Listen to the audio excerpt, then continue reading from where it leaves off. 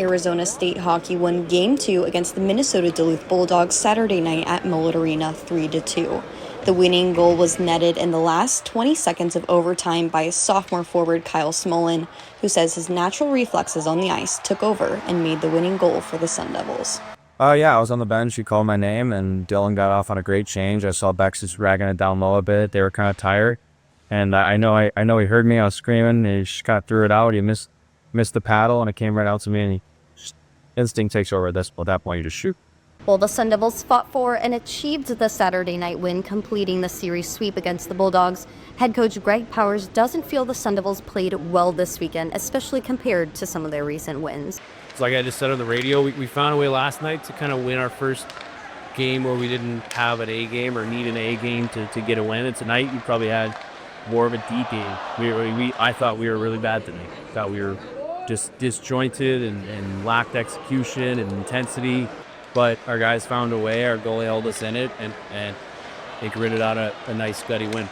Even with the D grade from Powers, the Sun Devils faced other challenges outside of their gameplay. In regulation, the Sun Devils managed to score 2 goals, one in the second period from graduate student forward Dylan Jackson, and the other in the middle of the third from senior forward Ryan Kerwin. But as the Bulldogs quickly followed up on each of these goals, the Sun Devils had just moments in the third period to prevent overtime. And in these moments, Dylan Jackson managed to net the puck, but the referees ultimately called it a dead play. One call that Powers does not agree with. I think that the officials should take a long, hard look in the mirror in that one. I mean, kid never had the puck, and we wanted a challenge that the whistle wasn't blown until the puck was in the net, which was the case.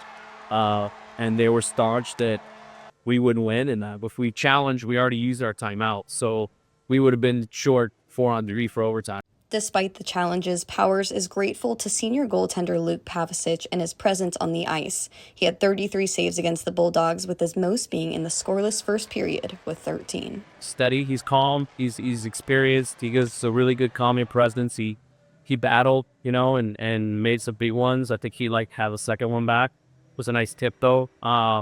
Just throwing him, but he was great. He was probably the biggest reason why we got 2 wins this weekend. Pavicic faced many challenges outside of the numerous shots he saved, one of which being a goalie interference challenge by Coach Powers after a goal was scored by Minnesota Duluth's freshman forward Max Plant.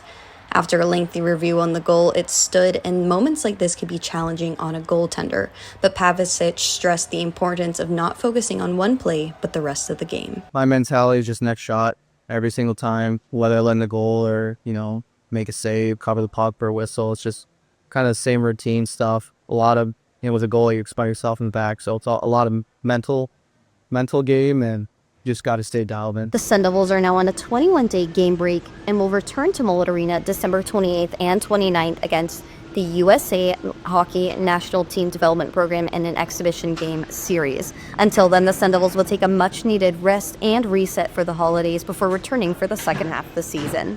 In Tempe, Kendall Flynn and Fernando Minto.